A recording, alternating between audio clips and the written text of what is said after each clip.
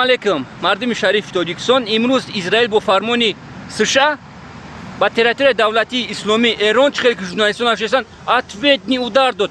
Ман худам боварӣ дорам ки Эрон ин хеле намемона. Эрон ударе ки мета Израил ҳеҷ вақт аёдаш намебурора. Имрӯз рӯзе ҳаст ки бояд сари вақт Эрон бояд 8000 ракеташа бояд ба территорияи Израил бояд роҳӣ кунад. Ва дуюмаш, дӯстони азиз, бояд базои натора именно аз территорияи Ливия, Сирия, Багдад, Арабский Сауд бояд нобуд кунад. Бояд имрӯз Эрон хушвақт бояд бифаҳмона США-ра ки ма туда Арабистон нестам.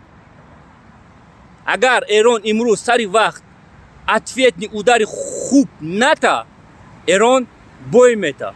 Ман худам боварӣ дорам ки давлати исломӣ толка Эрон метавонад США-ра шикаст буда. Но Арабский Сауд ма гарантитон метавонам ки дастгирӣ мекунад США-ра, барое ки уҷода база дорад. Дар территорияи Арабский Сауд базаи калонтарини Америка аст. Аз аламун база нападат кард ба Ироқ, Ливия, Сирия и до сих пор нападат кардааст. Бояд Эрон имрӯз сари вақт аст, бояд 8000 ракеташа бояд ба территорияи Израил бояд роҳӣ кунад.